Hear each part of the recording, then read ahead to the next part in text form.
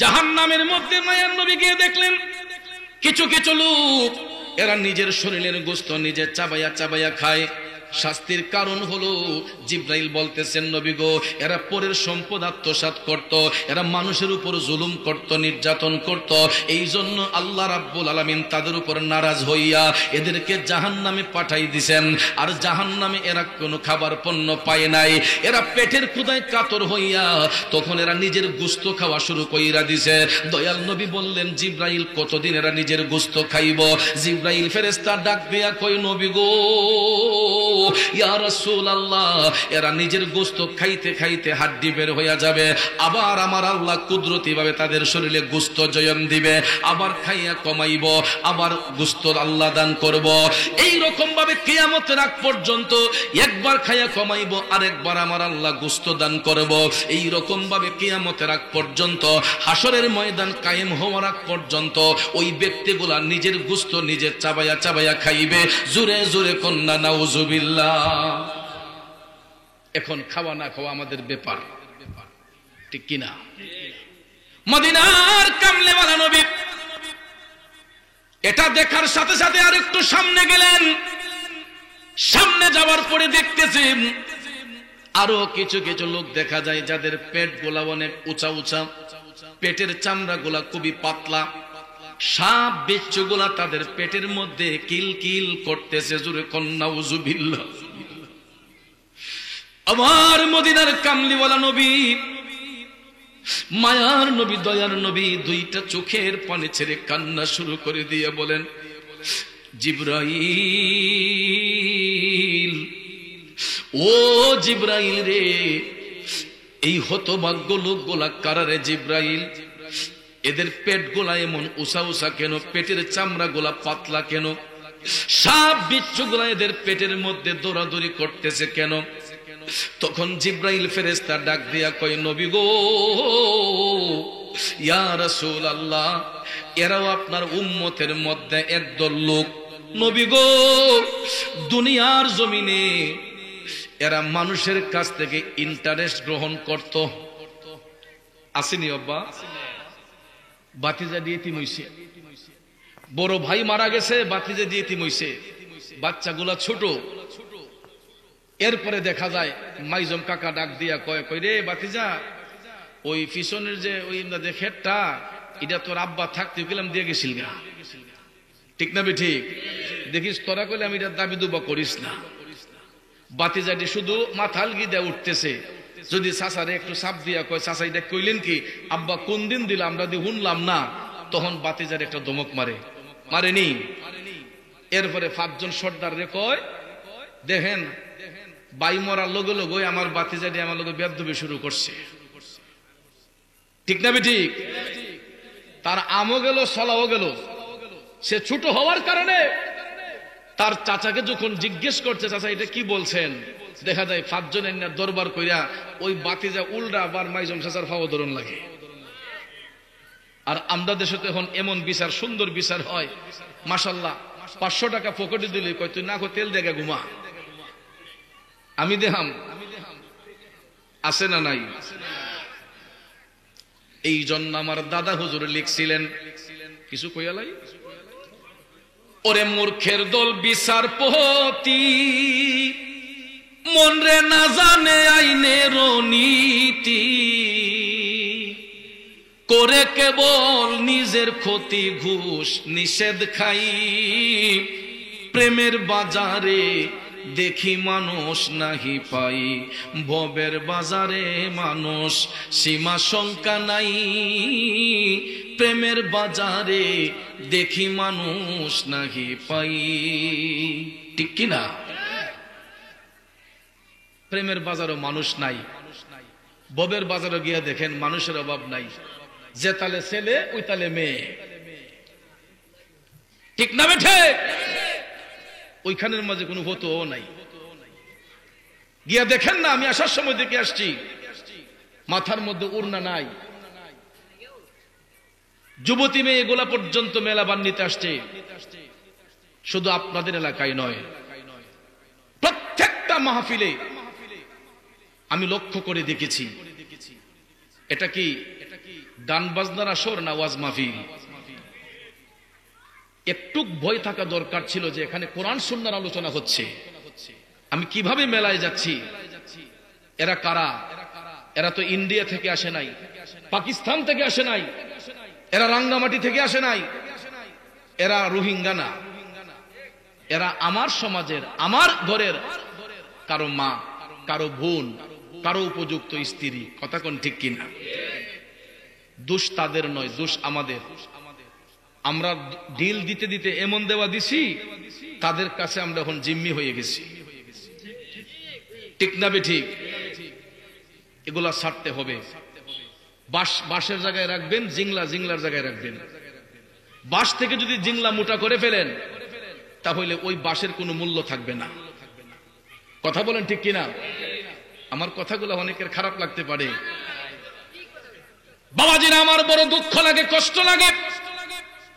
আমার সমাজের মা, আমার সমাজের বোন ওয়াজ মাহফিলের মধ্যে এরা কেন মেলায় যাবে? কেন মানুষ তাদের চেহারা দেখবে? এরা তো পর্দা সহকারে একটা জায়গার মধ্যে বৈশা ওয়াজ মাহফিল শুনতে পারে। মাগো মা, আমি আপনার বদনাম করছি না, আমার ছোট বোন, আমি তোমাদের বদনাম করছি না। মারে, একটা নারীর কারণে একটা সমাজ সুন্দর হয়, একটা নারীর কারণে একটা সমাজ ধ্বংস হয়। ঠিক কিনা বলেন? আবার একটু বেশি কইরা কইলে বিচারাইব উল্টা। হ্যাঁ, যাক, এবার দাওয়াত দিও না, খুব চালায়। দাওয়াতের চিন্তা আমি চৌধুরী করি না, দাওয়াতের চিন্তা আমি চৌধুরী করি না। আমি দাওয়াতের পিছনে ঘুরি না, দাওয়াত আমার পিছনে ঘুরে। আর দাওয়াতের চিন্তা যদি করতাম তাহলে বিজনেসে যাইতাম না, আগে ভাগেই ব্যবসা বাণিজ্য তৈরি করে রাখছি। হক কথা বলবো, কারো যদি পছন্দ হয় গ্রহণ করবেন, না হয় আপনি আমাকে ভালো না বাসতে পারেন, কিছু করার নেই। আল হাক্কু মুররুন, সত্য কথা তিতা। ঠিক কিনা বলেন? যুবক ভাইয়ের, আমার বাবাজিরা, মনোযোগ, মনোযোগ। বাতিজাগুলা এতিম হয়েছে, কেমন করে আমি আমার বাতিজাদেরকে ঠকাই। আমি তো একদিন আমার বড় ভাই যখন আমরা ছোট ছিলাম, এক ডেগের খাবার খাইলাম, একই পরিবারে বড় হইলাম। আজকে সম্পদের লোভে পইরা আপন ভাইটাকে আমি কেমনে কষ্ট দেই, আমার বাতিজাগুলার আমি কেন কষ্ট দেই? এই বিচার হয়তো দুনিয়ার আদালতে যদি নাও হয়, আল্লাহর আদালত থেকে কেউ কোনোদিন রেহাই পাবে না। আর এইটা দয়াল নবী নিজের চোখে দেখাই দুনিয়াবাসীদেরকে শিক্ষা দিয়েছেন, যাতে করে এখান থেকে আমরা শিক্ষা গ্রহণ কইরা কোনোদিন যাতে কেউ কারো মনে কষ্ট না দেয়। আব্বারে, পৃথিবীর জমিনে এমন কিছু মানুষ আছে, দেখবেন আপনার জায়গাটা আপনার নামে দলিল আছে, কাউলা আছে, সাফ কাউলা আছে, এরপরে দেখবেন লাঠির জোর দেখাইয়া, ক্ষমতার জোর দেখাইয়া দেখবেন অবৈধভাবে জায়গাটাকে দখল করে লাই। কারণ ক্ষমতা তো তার হাতে। আসেনি এমন যুগ? সরকারি জায়গা দখল কইরা দেখা যায় কুড়া উডা মাইরা নিজে রাজত্ব করতেছে। আসেনিও? ওরে সৃষ্টিকর্তার ইশারাতে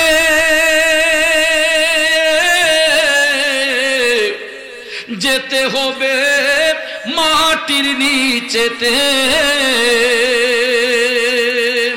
ওরে চলবে না আর বাহাদুরি, চলবে না আর বাহাদুরি, যাহা করতে দুনিয়ায়, ও ভাই যাহা করতে দুনিয়ায়, ওরে দম ফুরাইলে রঙের জলসা যাইব শেষ হইয়া। কথা বলেন ঠিক কিনা? ও ভাই, 14 পুরুষ যেথায় গেছে, 3.5 হাত কবরেতে গো, ওরে যেতে হবে সবই ছাড়ি, যেতে হবে সবই ছাড়ি, দুয়া কলমা পড়িয়া, হাইরে দুয়া কলমা পড়িয়া, ওরে ফুরাইলে রঙের জলসা যাইব শেষ হইয়া। একটা জবানও বন্ধ রাখবেন না, আওয়াজ করে বলুন ঠিক কিনা। বাবাজিরা আমার, বন্ধুরা আমার, শক্তি দেওয়ার মালিক আল্লাহ, শক্তি কাইরা নেওয়ার মালিক আল্লাহ।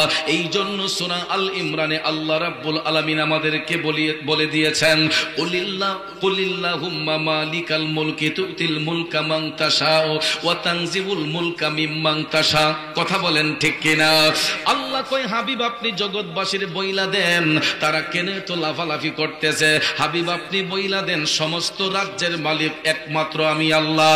আমি চাইলে রাজ্য দিতে পারি, আমি আল্লাহ চাইলে রাজ্য কেড়ে নিতে পারি। ওয়া তুইজ্জু মান তাশা ওয়া তুযিল্লু মান তাশা বিয়াদিকাল খায়র। আল্লাহ কয়, আমি ইচ্ছে করলে তাকে সম্মান দিতে পারি, যাকে ইচ্ছা অপমান করতে পারে। বলুন এই ক্ষমতা একমাত্র কার? আমার বাবাজিরা, বন্ধুরা, তাইলে আমরা কেন এক ভাই আর এক ভাইয়ের মনে কষ্ট দেব? কেন আমরা একজন আর একজনের হক নষ্ট করব? আজকে আমি একজনের পেটের মধ্যে লাথি দিয়া নিজের সম্পদের পাহাড় গড়তেছে, কিন্তু ওই ভাইটাদের চোখের পানি চাইরা কান্না করতেছে।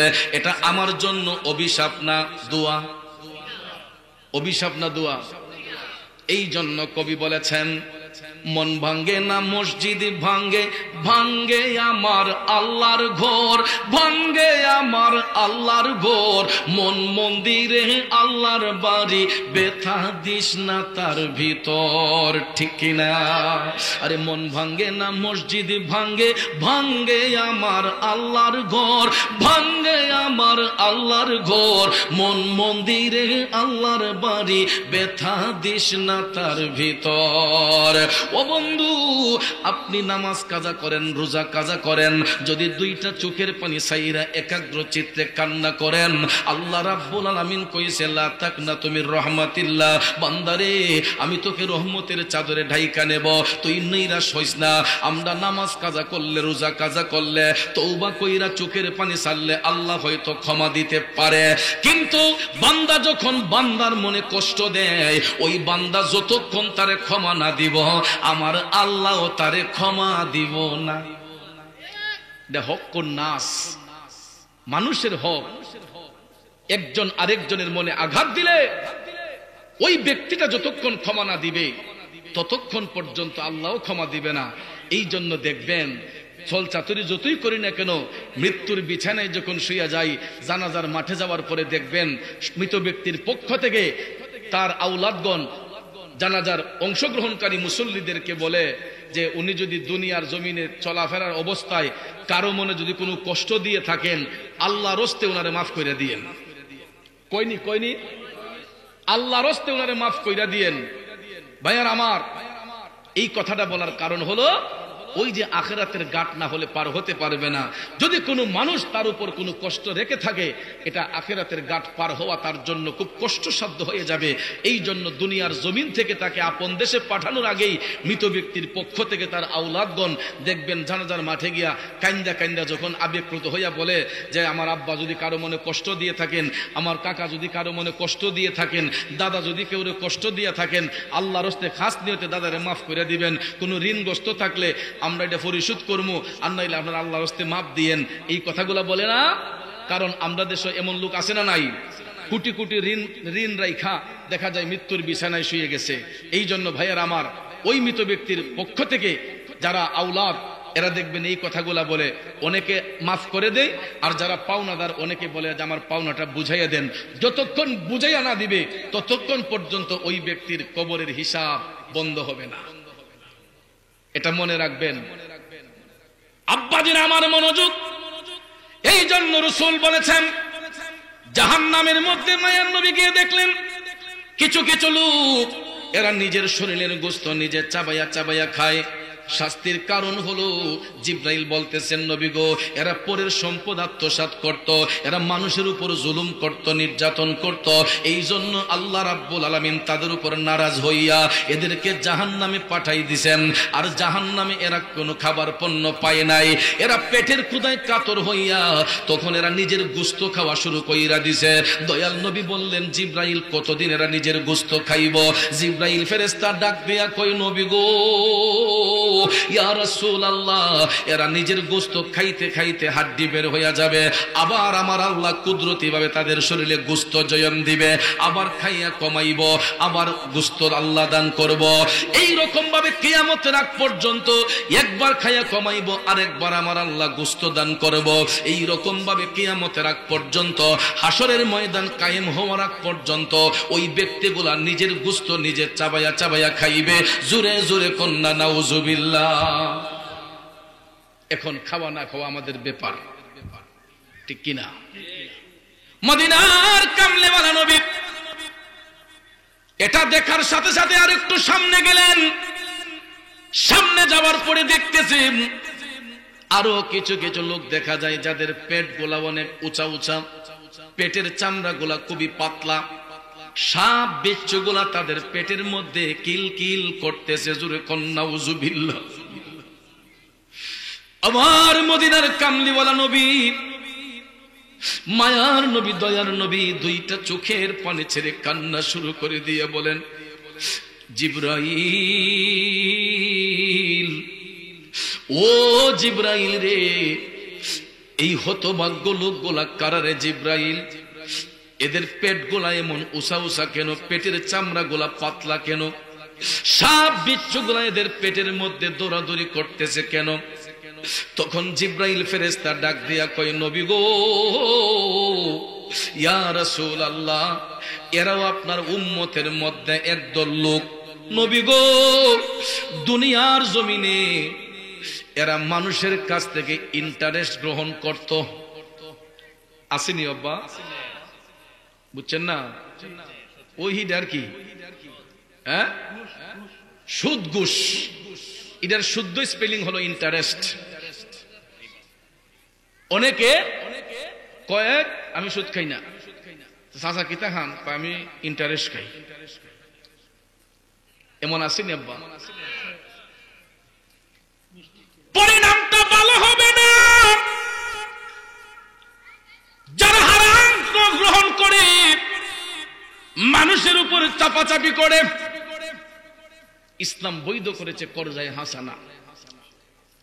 এক ভাই বিপদে পড়েছে, আপনি তাকে করজায়ে হাসানা দেন,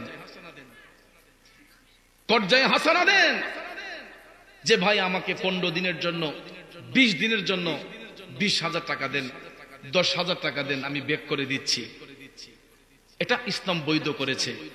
20 দিন পরে আপনি তাকে কোনো লাভ নয়, করজায়ে হাসানা, তার টাকাটাই তারে বুঝাইয়া দিবেন, এটা বলা হয় করজায়ে হাসানা। কিন্তু আজকাল দেখা যায় করজায়ে হাসানা যদি কেউ কারো কাছে চায়, ঠোঁট মুখ শুকাইয়া কয়, ভাই আমার কাছে 20 খাইবার পয়সাটা নাই, ঠিক না বে ঠিক? আর গিয়ে যদি বলেন যে ফত্তনের উপরে কিছু টাকা দেওয়া যাইব না, সুদের উপরে, তখন ডাক দেয় সিফার মাঝে লইয়া জায়গা কয়, সিফাত নিয়ে কয় কত? যদি কয় 50, একটা চিকন করে একটা দমক দেখো, যাও এক কাজ করো, বাড়ির থেকে তোমার বাবির থেকে 1 লাখ মিলিয়ে লয়ে দাও গা, 50 কাম নেই, ঠিক আছে করো, কত লাগবো? ভাই আমার 50 চল্লিশ আসবো, 1 লাখ নিয়ে দেবে। তখন টাকার পাহাড় হয়ে যায়। আর করজায়ে হাসানা যখন চাইলেন, তখন কয় 20 খাইবার পয়সাও নাই। আমার বাবাজিরা, মানুষের দিলগুলা পাষাণ হয়ে গেছে। করজায়ে হাসানা এখন দিতে চায় না, দিবই বা কেমনে? করজায়ে হাসানা দিয়েও তার দরবার হয়। করজায়ে হাসানা দিলে দেখা যায় জুতার খাল নষ্ট হয়ে যাগা, তার বাড়িতে মুনি দিতে দিতে খুঁজতে খুঁজতে পেরেশান। এমন এক সময় হয় সম্পর্ক নষ্ট হয়ে যায়, ঠিক না ঠিক? এমন ভুক্তভোগী কেউ হয়েছে কিনা আমি জানি না, আমি নিজে হইছি, আমি নিজে হইছি। হইল কি হইব, আমি বলছি যে তারপরও সে সুখে থাকো, একটু বিন্দু মাত্র অন্তরে কষ্ট নাই, যাক তারপরে সুখে থাকো। লাখ লাখ টাকা এখনো মানুষের কাছে আছে, কর্জা নিছে। হুজুর বাবে তো যে প্রতি রাত্রি তো এরা বান্ডিল গনে, তে হুজুরের কাছে পাইমু, চাইলে তো না করুন জানো, হুজুর 50,000 টাকা দেন না, 20,000 টাকা দেন না। এমন ভালোবাসার মানুষগুলা বলে, মুখ দিয়ে যে না করবো এই শব্দ ডয় না। তখন অনেকটা পরিবারে হুনাইও না, ঘরের মধ্যে হুনাইও না, কারণ হুনাইলে তারেক দরবার বুঝেন না, আসল জায়গা তো ওগুলোই ধরাতে। তো এই জায়গা তোর কোন জানা ঠিক না কাকা, বাইরে দা অনেক কিছু সারতে হয়, সব কথা কি এর গড়ে কোন যা। তো এরকম ভাবে বহুত লোকের কাছে এরকম 50 লাখ 20 30 এরকম আছে মানুষের কাছে, আজ পর্যন্ত দেওয়ার কোনো খবর নাই। খুশি হয়ে যদি কেউ দেওয়া যায় তখন কই আলহামদুলিল্লাহ। বাবাজিরা আমার, ইসলাম কর্জায় হাসানাকে বৈধ করেছে, সুদ ঘুষকে হারাম করেছে, কিন্তু এই সমাজের মধ্যে সুদকুর ঘুষখোরের প্রভাবটা একটু বেশি। কথা কয় না?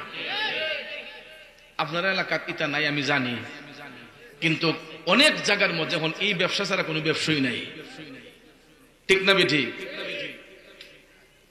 ওরে বাগানে ফুটে নানান ফুল, সকল ফুলে বসে না রে ভ্রমরা বুলবুল। ওরে পদ্ম ফুল তুলিতে যায় যার মনির ফুল তুইল না, অজ্ঞানে কি চিনতে পারে আকবরী সোনা। বাইরে বাগানে পাখির সীমা নাই, কাকের মুখে ময়নার বুলি শুনছনি রে ভাই। ওরে কাকো কালো কুকিল কালো, কাকো কালো কুকিল কালো, আরো কালা ময়না, অজ্ঞানে কি চিনতে পারে আকবরী সোনা। রাগ করতেছে? আরে বাগানে বৃক্ষের সীমা নাই,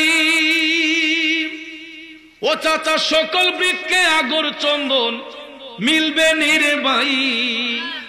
ওরে আগর বইলা শেউরা গাছে কুড়াল খানি ভাঙ্গো না, অজ্ঞানে কি চিনতে পারে আকবরী সোনা। বাইরে বাগানে সর্পের সীমা নাই, আদর কইরা সর্পরে কেউ শুইও না রে ভাই। ও তার সর্বঙ্গে বিষে ভরা, সর্বঙ্গে বিষে ভরা, ধ্বংসিলে প্রাণ বাঁচে না, অজ্ঞানে কি চিনতে পারে আকবরী সোনা। ঠিক কিনা বলেন? রূপ সুন্দর দীক্ষা ফিসে দেখে গুইরেন না, কারণ এটা সারা অঙ্গে বিষ। সুদ খাইতে খাইতে এটার শৈলে তো বিপদ, ঠিক না? ঠিক 50,000 টাকা আনছেন না তো এটা আপনার গরু দরবারে না ঢুকাইছেন, দেখা যায় এটার লাভ দিতে দিতে কত 50 যে জায়গা কোন কোন সময় গড়ের সাল বেড়ে খুলে লই পড়ে, আছে না নাই?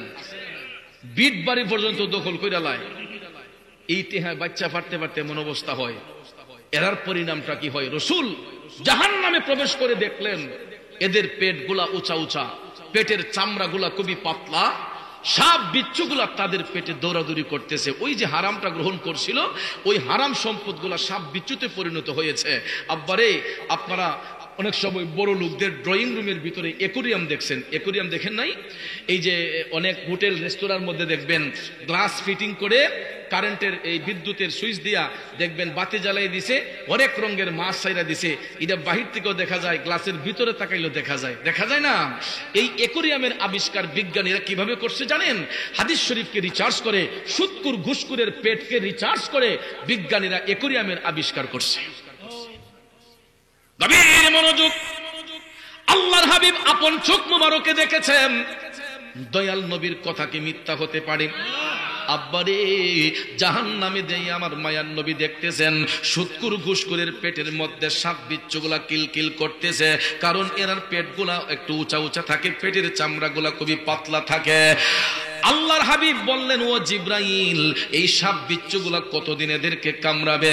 জিব্রাইল আলাইহিস সালাম ডাক দিয়া কই, নবী গো নবী, কিয়ামতের আগ পর্যন্ত, হাসরের ময়দান কায়েম হওয়ার আগ পর্যন্ত ওই সাপ বিচ্ছু এদের পেটে কামড়াইবে। জিব্রাইল ফেরেশতা ডাক দিয়া কই, শুধু তাই না নবী গো, সুদকুর ঘুষখোরের পেটের মধ্যে যেই সাপে কামড়ায়, একটা সাপ যদি দুনিয়ার জমিনে বের হইয়া কালো শ্বাস দিত, আর যদি দিতে পারতো, ওই সাপ সাপের বিষে গোটা পৃথিবীটা অন্ধকার হইয়া যাইত। সুদখোর ঘুষখোরের পেটে যেই সাপগুলা কামড়ায়, ফেরেশতা জিবরাইল বলতেছেন, ইয়া রাসূলুল্লাহ, এই একটা সাপ যদি দুনিয়াতে বের হইয়া একবার কালো শ্বাস দিত, তার বিষে গোটা পৃথিবীটা অন্ধকার হয়ে যেত। নাউজুবিল্লাহ বলেন। আর এর পরিণামটা হলো, আল্লাহ রাসূল বলেছেন, আপন মায়ের সঙ্গে মিলন করলে যেরকম অপরাধ, সুদ ঘুষ খাওয়াটা সমপরিমাণ অপরাধ। এখন খাইলে অসুবিধা নাই, পরিণামটা হলো এটা আর কি। বলে দিলাম আপনাদেরকে, খুশি হন বেজার হন, আমার তো কিছু করার নাই। রাসূল বলেছেন যে সুদ ঘুষের পরিণাম হলো আপন মায়ের সঙ্গে মিলন করলে যেরকম অপরাধ হয়, সুদ ঘুষ যারা গ্রহণ করে এদের অপরাধটা ঠিক এই রকম হয়। আমার ভাইয়েরা, বন্ধুরা, তাহলে বলুন, সুদ মুক্ত সমাজ করা দরকার আছে না নাই? একটা সুন্দর পরিবার গঠন করা দরকার আছে না নাই? কারণ এই দুনিয়াটা কারোর জন্য চিরস্থায়ী নয় আব্বা। আমি বলেন, আপনি বলেন, কেউ এই দুনিয়াতে আমরা থাকবো না। আমরা এই দুনিয়ার মায়া ছেড়ে সবাই একদিন আপন দেশে চলে যাব। ওই দেশটার কথা একটাবার চিন্তা করুন না।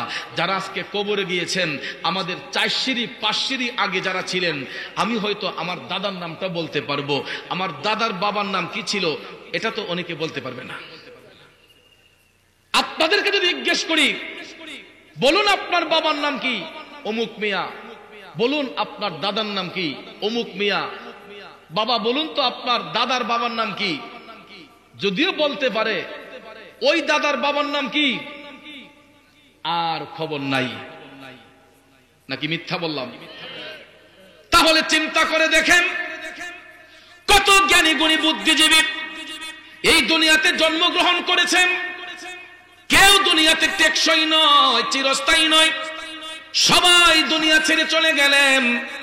আব্বাজির আমার অনেকের নাম নিশানা পর্যন্ত নাই।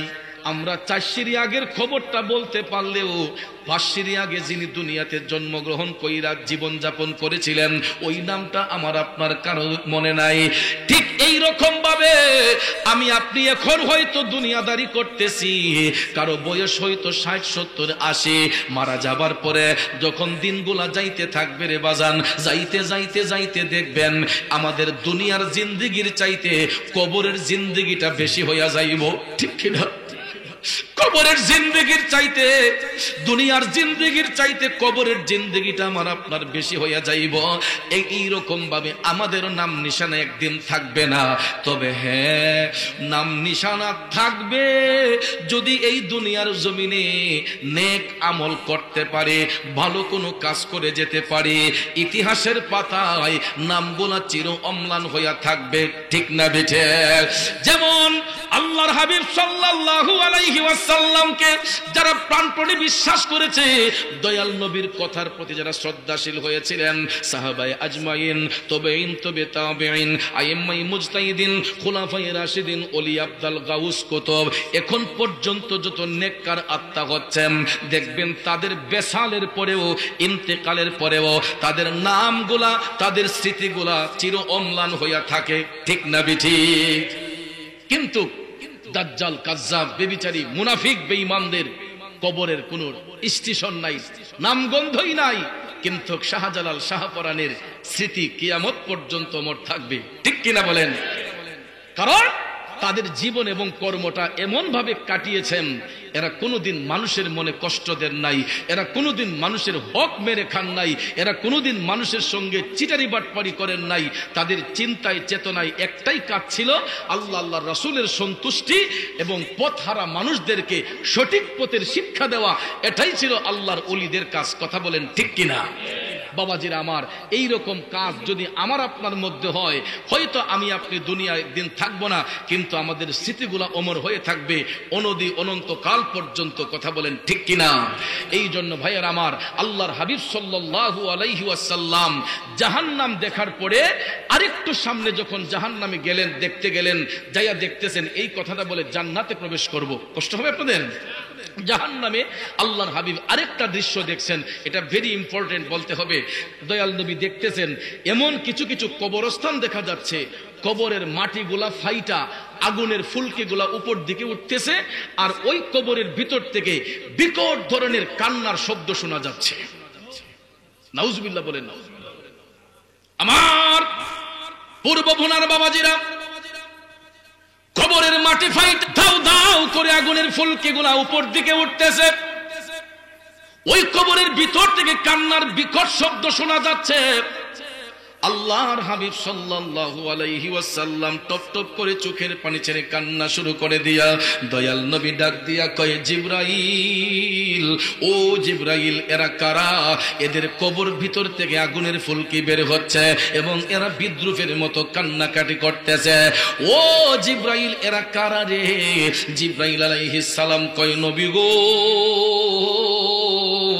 এরা আপনার উম্মতের মধ্যেই একদল লোক দুনিয়ার জমিনে এই সন্তানগুলা তাদের মা বাবার উপর হাত উঠাইতো, মা বাবার মনের মধ্যে কষ্ট দিত। আছে না নাই? ও মায়ের একদার দুধের দাম কাটিয়া গায়ের চাম, একদার দুধের দাম, মায়ের একদার দুধের দাম কাটিয়া গায়ের চাম, পাপোশ বানাইয়া ঋণের সুদ হবে না, এমন দরদি ভবে কেউ হবে না আমার মা, মা গো। ঠিক কিনা বলেন? ও যুবক, মদিনার কামলিওয়ালা নবী, নূরের নবী, দয়ার নবী জাহান্নামের মধ্যে গিয়ে দেখলেন এমন কিছু সন্তানদের আর্তনাদ, যাদের কবরে আমার আল্লাহ জাহান্নামের আগুন জ্বালায়। শাস্তির কারণ হলো এরা মায়ের মনে কষ্ট দিত, মা বাবার গায়ের উপর হাত উঠাইত। বন্ধুরে, আগে হয়তো অনেকের চোখে পড়তো না, এই সোশ্যাল মিডিয়া হাতে থাকার কারণে আমরা অনেক সময় দেখতে পাই, টেলিভিশন মিডিয়ায়, সোশ্যাল মিডিয়ায় আমরা দেখতে পাই কত বেয়াদব সন্তান মার উপর হাত তুলে, বাবার উপর হাত তুলে। ঠিক না? আমি গত সপ্তাহ দেড়েক আগে প্রোগ্রামে যাওয়ার পথে হঠাৎ করে মোবাইল ফোনটা ফেসবুক ওপেন করেছি, গাড়িতে বসে আমি একটা দৃশ্য দেখলাম। মায়ের বয়সটা কমপক্ষে 80 থেকে 85, আইডিয়া করলাম কিছু কম বেশি হতে পারে। একটা সন্তান, কোলাঙ্গার সন্তান, বাহির থেকে আইসাই মারে বকা দিয়া, আর আলগা থেকে একজনে ভিডিও করছে, আমি এটা ফুটেজটা দেখলাম। আইসাই ধারাম করে তার মার গালের মধ্যে, বৃদ্ধা মায়ের গালের মধ্যে থাপ্পড় মেরে দিছে। আমি একবার তা তাকাইয়া চোখের পানিগুলা টপ টপ করে পড়া শুরু করলো। আমার সারাটা শরীরে একটা কাঁপন দিয়া উঠলো। আয় হায়, যেই হাত মার উপর উঠতে পারে, যেই বাবার উপর হাত উঠতে পারে, ওই হাতটা কেন থাকবে? ওই হাতটা তো কেটে ফেলা দরকার ছিল। ঠিক না বিঠি? কারণ যেই নরম হাত দিয়া ওই মা বাবা সন্তানের মুখে খাবার তুলে দিয়েছে।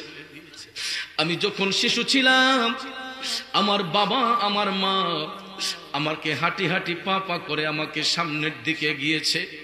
অনেক সময় দেখবেন বাবা সন্তানের হাতে চুমা দিত, পায়ে চুমা দিত, হাতে চুমা দিত যখন আমরা শিশু ছিলাম। ঠিক না বিঠিক? গালে চুমাইতো, সারা অঙ্গে চুমাইতো। চুমাইয়া চুমাইয়া বাবা সন্তানটার লালন পালন করছে। মা ওই সন্তানটার স্তন থেকে দুধ পান করাইছে। 2 থেকে 2.5 বছর পর্যন্ত সন্তানটাকে মা নিজের স্তন থেকে দুধ পান করাইছে। নিজের পেইসের দিকে নজর করে নাই। এমন সময় দেখা গেছে মা নিজে গোসল করে নাই, খাবার খাই নাই, কিন্তু সন্তানের যত্নের কোনো ত্রুটি হয় নাই। ঠিক কিনা বলেন?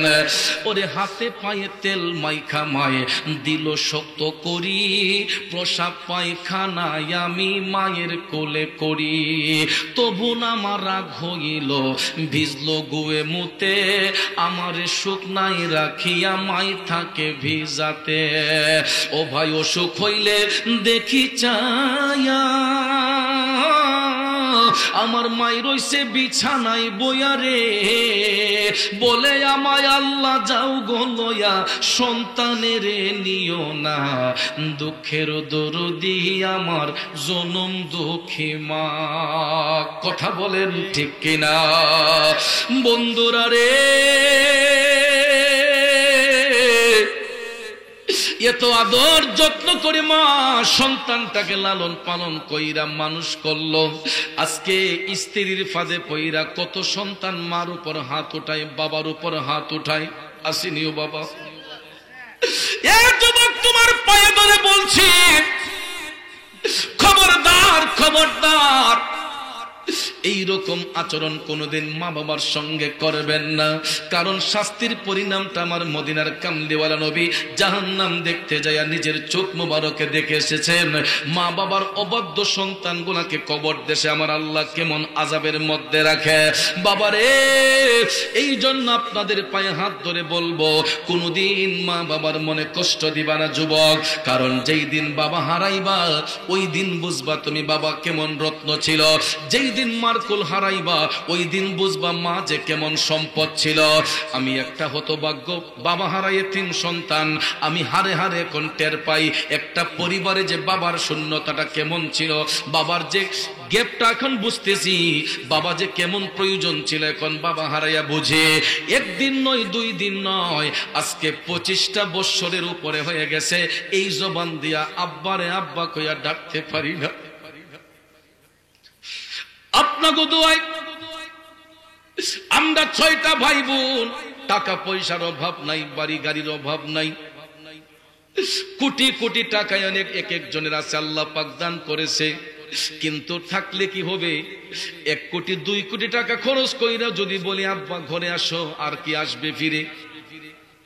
সব কিছু ঠিক আছে, কিন্তু আমরা 6টা ভাই বোন জন্মের এতিম, বাবা হারাই এতিম। আমাদের ঘরের মধ্যে বাবা নাই, এখন বাবার শূন্যতাটা হারে হারে বুঝি। মাটারে নিয়ে সারাটা দেশে গর্ব করি, কেন জানেননি? আমার মা একটা আদর্শিত মা। এ যুবক শোনো রে, কিভাবে আমরা মারে কষ্ট দেই, বাবারে কষ্ট দেই।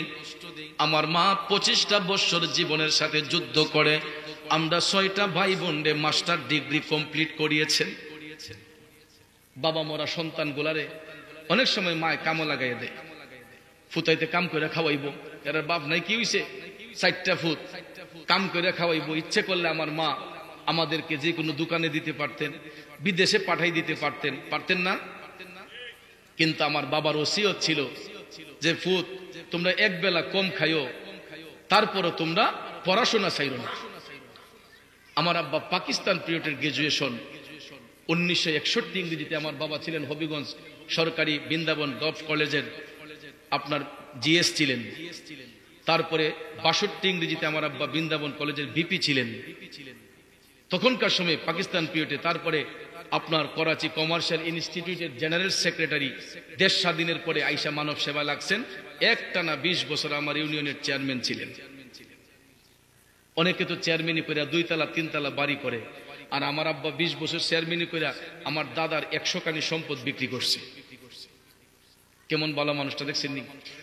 অনেকে চেয়ারম্যানই করে 5 তলা 10 তলা বাড়ি করে, আর আমরা বাঙ্গা ঘরের মধ্যে ঘুমাইছি। 1 টাকাও আমার বাবা মারা যাবার পরে ব্যাংকে ছিল না যে তার ছেলেরা খরচ করবে। কিন্তু হ্যাঁ, রেখে গিয়েছে এমন এক জিনিস যেটা আজীবন আমাদের সঙ্গের সাথী হয়ে থাকবে। এই সম্মানটা, ইজ্জতটা গর্বের সহিত বলতে পারি আমি অমুকের সন্তান। অনেকে মুখ নিচু করে বাবার পরিচয় দিতে চায় না, বাবা সুদকুর ঘুষকুর, এরকম পরিচয় অনেকে দিতে চায় না। কিন্তু আমরা গর্বের সহিত প্রাউড ফিল করি বাবাকে দিয়ে, যেমন বাবার সন্তান ছি আমরা, বাবাকে নিয়ে গর্ব করি, মাটারে নিয়ে গর্ব করি। আমার বাবার ওসিয়ত পালনে আম্মা আমরা 6টা ভাই বোনরে মাস্টার ডিগ্রি কমপ্লিট করিয়েছি। এখন আমার মা খরচ করে কুল করতে পারে না। 4টা ছেলে যদি 5,000 টাকা করে দিই মাসে, এর তো 20,000 টাকা হয়, ঠিক না বেটি? আর বাবার যা দিয়ে গেছে, দাদার সম্পদ যা ছেলে, আল্লাহর রহমতে অনেক ভালো আছে আমার আম্মা, অনেক ভালো আছে। কিন্তু কি হয়েছে জানেন, ডায়াবেটিসের রোগী, প্রেসারের রোগী, প্রতিদিন হাই পাওয়ার ওষুধ খাইতে হয়। এক একটা ওষুধ খাইলে চোখের মধ্যে অটোমেটিক ঘুম চলে আসে। প্রেসারের রোগী, ডায়াবেটিসের রোগী, এরপরেও রাত 1টা হয়, 1:30 হয়, 2টা হয়, ঘরে আমার স্ত্রী আছে, সন্তানাদি আছে, কেউ মোবাইলে রিংটোন বাজায় না। 1টা 2টা 2:30টার সময় মোবাইল ফোনে রিংটোনের শব্দ শুনতে পাই। এত রাতে আমার খবর নেওয়ার জন্য কে রিংটোন বাজাইতেছে। আমি তাকাইয়া দেখি আমার আম্মা নিশি রাতে আমার মোবাইলে রিংটোন বাজাইতেছে। রিসিভ কইরা যখন সালাম দিয়া কই, আম্মা এখনো কি ঘুমান নাই? আপনার না শরীর খারাপ হবে? আম্মা উত্তর দিয়া কয়, ফুত তোমরা বাহিরে থাকলে কি আমি মা আরামে ঘুমাইতে পারি? সন্তান বাহিরে থাকলে মা আরামে ঘুমায় না। আম্মা কই, যতক্ষণ নিরাপদ জায়গায় না যাও বাবারে ততক্ষণ কেন যেন চোখে ঘুম আসে না। শুধু 1টা 2টা রাত নয়, আমি যতটা রাত মাহফিল করি আমার মা 1টা রাতও ঘুমায় না। যতক্ষণ আমি মার মোবাইলে রিংটোন মা বাজাই, যতক্ষণ সংবাদটা না পৌঁছাই যে আম্মা আমি নিরাপদে এই জায়গাতে আসি, ওই জায়গাতে আসি, ঠিকানা বলতে হয়। যখন বলি নিরাপদে আসি তখন আমার মার মনে শান্তি হয়। এ বন্ধু, শুধু আমার মা নয়, আমার মারে দিয়ে বললাম এটা, কিন্তু শুধু আমার মা নয়, সমাজের প্রত্যেকটা সন্তানের মা তার জাদু যখন মার চোখের আড়ালে থাকে গো, একটা মাও আরাম কইরা খায় না, একটা মা আরাম কইরা ঘুমায় না। সন্তানের অপেক্ষায় কত রাত মা আরামের ঘুম হারাম কইরা দেয়, ঠিক না বেঠে? কিন্তু দুঃখ লাগে ওই জায়গায় যখন কবি কয় ছেলে এখন পয়সাওয়ালা, বাড়ি যে তার 3-4 তলা, সব তালাতে ঘর আছে, মায়ের নাই রে ঘর, বিয়ের পরে বউ আপন, মা এখন পর। স্ত্রী নিয়ে আরাম করে শুইতেছেন, একটা বড়কে মারা গিয়া জিজ্ঞাসা করছেন, আম্মা তোমার ওষুধ আসেনি? আম্মা তোমার ইনজেকশন আসেনি? আম্মা তোমার পান সুপারি আসেনি? এই সংবাদটুকু নেওয়ার, এই খবরটুকু নেওয়ার সময় আমাদের অনেক সন্তানের হাতে হয় না। এ যুবক, বলে দিয়ে যাই, মা বাবার মন খুশি করতে টাকা পয়সা লাগে না। যদি একটু ভালো ব্যবহার করো, ভালো আচরণ করো, মা বাবার খোঁজ খবর নেও, তাতেই তারা খুশি। এরপরেও সামর্থ্যবান যদি হও, পূর্ব ভুনা বাজার থেকে আসছো, 50 টাকার পান সুপারি মার জন্য নিয়ে আইনা কো, মা তোমার জন্য পান সুপারি আনছি। মা খুশি হবে না বেজার হইব? আরে খুশি কি, সারা বাড়ি ঘর ফাটাই লিতেছে চিল্লাইয়া। মহিলাদেরকে কয়, আরে আমার ফুতের মতো এমন ফুতুই দেখি না। কই কিতা গো চাচি? কাগো ফান শেষ হইবার আগে আমার ফুলা ফানটা নাইনা করে রেডি রেখে দে। অথচ আনছে 50 টাকার পান সুপারি। মা অন্তর থেকে অ্যাডভাইস করতেছে, কয় আমার ছেলের মতো এমন কোন ছেলে ওই দেখি না। আছে না নাই? বাবা অসুস্থ, ফার্মেসি থেকে 100 টাকার ওষুধ নিয়ে আসেন, 2টা নাফা বড়ি আনেন, 2টা ব্যথার বড়ি আনেন, 2টা গ্যাসের বড়ি আনেন। আব্বা আপনার শরীরটা দিয়ে অসুস্থ, নেন ওষুধটি খান। দেখবেন আপনার বাবা সারাটা দেশ স্বাস্থ্য বইয়া বেটা চাটা খায় আর কয়, আমার ফুতের মতো আমি খুব সুখী। আমার ফুতের মতো কোন ফুতুই নাই। কেরে কাউ ওষুধ গাছ টেনে করে ফেলাই দিচ্ছে, আনছে মোটে 100 টাকার ওষুধ। আর বাবা গিয়া হাসপাতাল এই স্বাস্থ্য বইয়া কইতেছে যে আমার ছেলের মতো কোন ছেলে ওই নাই, যে ওষুধের কারি জমা নিচে করেন না। দেখেন আজকে লাখ টাকা দিয়ে বাবার মন জয় করা যায় না, কোটি টাকা দিয়ে মার মন জয় করা যায় না। তারা অল্পতেই খুশি হয়, না দিলেও খুশি হয়, যদি খালি সন্তান একটু ভালো ব্যবহার করে, ঠিক না ঠিক? এই জন্য যুবক ভাই, আপনাদের পায়ে হাত ধরে বলে যাব, হায়াত রিজিক থাকলে যদি কোনোদিন আশা হয় আসবো, আর না হলে হয়তো এই আশাটাই শেষ আশা হবে। যদি শেষ আশা হয়, পায়ে ধরে বলে যাব, কোনোদিন মার মনে বাবার মনে কষ্ট দিবেন না। কারণ মা বাবা যদি সন্তানের উপর নারাজ হয়, সে কোটি টাকার মালিক হলো, ওই টাকায় কোনো রহমত আসবে না, বরকত আসবে না। আর মা বাবা যদি সন্তানের উপর খুশি হয়, সে যদি জিরো থাকে, আল্লাহ তারে অল্প দিনে হিরো বানাইয়া দিবে, ঠিক না ঠিক? আমরা প্রাউড ফিল করি আমার মার দোয়ার কারণে আজকে আমরা কোটি কোটি টাকার মালিক। এক একটা ভাই, শুধু আমি নয়, আমার প্রত্যেকটা ভাই, আল্লাহ পাক আমাদেরকে কোটি কোটি টাকার মালিক বানাইছে একমাত্র মা বাবার দোয়ার কারণে, আপনাকে দোয়ার কারণে। এই জন্য যুবক ভাই, পায়ে ধরে বলে যাব, মা বাবার মনে কোনোদিন কষ্ট দিবা না। কষ্ট যদি দিয়েছেন, জাহান্নামী রাসূল দেখেছেন, এদের কবরের মধ্যে আল্লাহ পাক জাহান্নামের আগুন জ্বালাইতেছে, আর কবর পর্যন্ত এদেরকে গ্রহণ করে না। আগুনের শব্দে এরা চিৎকার করে বিদ্রুপের মতো কান্না করে, আর মাটি ফাইটা আগুনের ফুলকিগুলা উপর দিকে উঠে। দেখবেন অগ্রহায়ণ মাসে নেড়ার মধ্যে যখন আগুন লাগাই দেয় তখন দেখবেন আগুনগুলা ধাউ ধাউ করে উঠে, আর কিছু কিছু ফুলকি দেখবেন ফালদা উঠে। ঠিক না ঠিক? আগুনের ফুলকিগুলা ঠিক এইরকম ভাবে আপনার মাটি ফাইটা আগুনের ফুলকিগুলা উপর দিকে উঠবে। আব্বারে, যদি কেউ মা বাবার মনে কষ্ট দেয় তাহলে বলুন পিতামাতার খেদমত করা দরকার আছে না নাই? সময় খুব স্বল্প, আর 10-12 মিনিট সময় আপনাদের মধ্যে আছি। ভাইয়ার আমার, বন্ধুরা আমার, পরবর্তী বক্তা রেডি করেন। এবার জাহান্নামে দেখতে যাইয়া আল্লাহর হাবিব আরো অনেক কিছু দেখছেন, ইডি বললে তো আর সীমা সংখ্যাই নাই। আরেকটু শুধু একটু টাচ দিয়া যায়।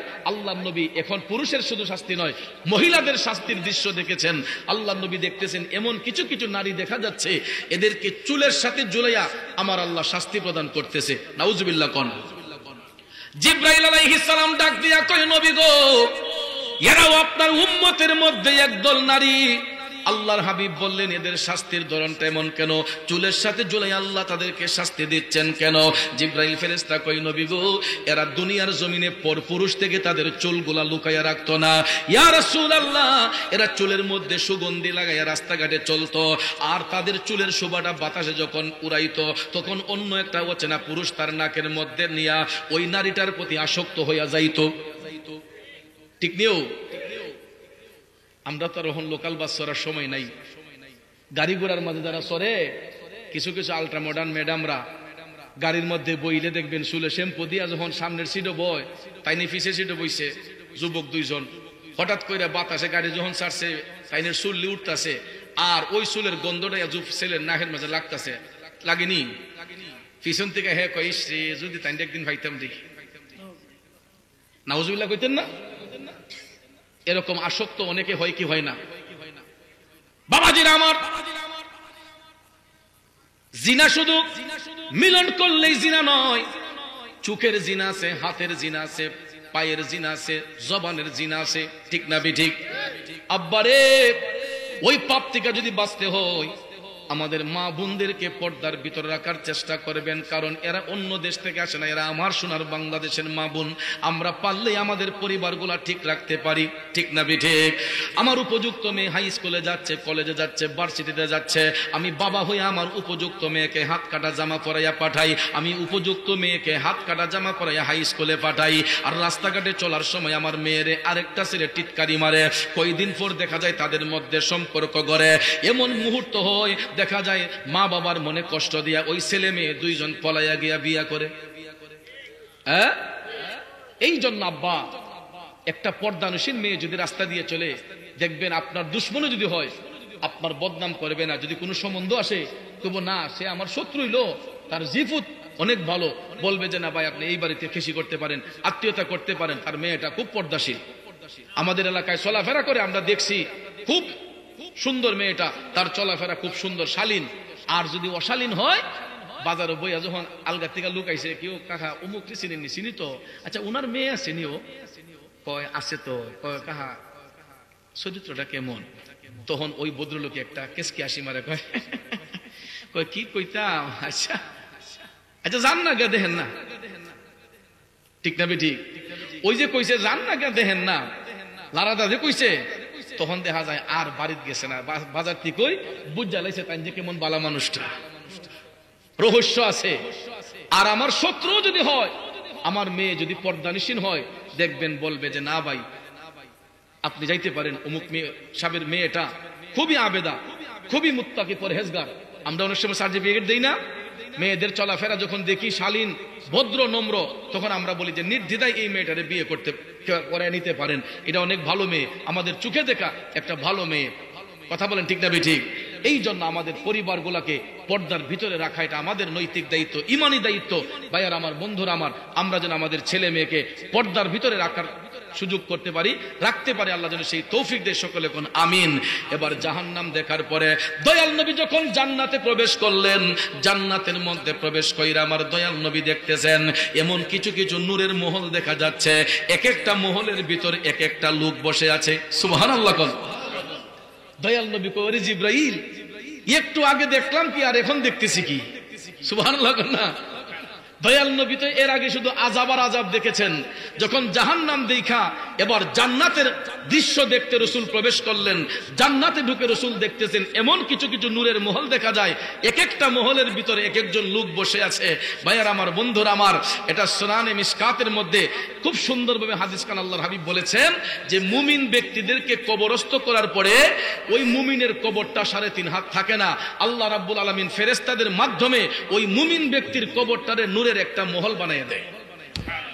আমরা দুনিয়াবাসীরা যদিও 3.5 হাত কবরের মধ্যে শোয়াই, কিন্তু মুমিনদেরকে কবরে রাখার পরে ওই মুমিনদের কবরটা নূরের মহল হয়ে যায়। ভাইয়ার আমার, মুমিনদের কবরের মধ্যে কোনো আযাব নয়, মুমিনদেরকে মাটি চাপ দিবে না, চাপ দিবে মুনাফিক বেঈমানদেরকে। রাসূল বলেছেন মুনাফিক বেঈমানদেরকে কবরে রাখলে পরে তাদের কবরটা এমন সংকীর্ণ হয়ে যাবে, দুই পাশের মাটি আইসা এমন ভাবে তার বডিতে চাপ দিবে, ডান পাজরের হাড়গুলা বাম পাজরে যাবে, বাম পাজরের হাড়গুলা ডান পাজরে যাবে। মুরগের হাড্ডিতে কামড় দিলে যেরকম মরমর করে, ওই মুনাফিক বেঈমানদের হাড়গুলা মুরগের হাড্ডির মতো মরমর করে। এই জন্য রাসূল বলেছেন মুমিনদের কবর নূরের মহল হবে, মুমিনদের কবরে আযাব হবে না, মুমিনদেরকে মাটি চাপ দিবে না। ভাইয়ার আমার, বন্ধুরা আমার, মুমিনদেরকে কবরে রাখার পরে আল্লাহ এই কবরটাকে নূরানি মহল বানিয়ে দেয়, আর ওই মহলের ভিতরে মুমিনরা অনন্তকাল এরা বসবাস করবে।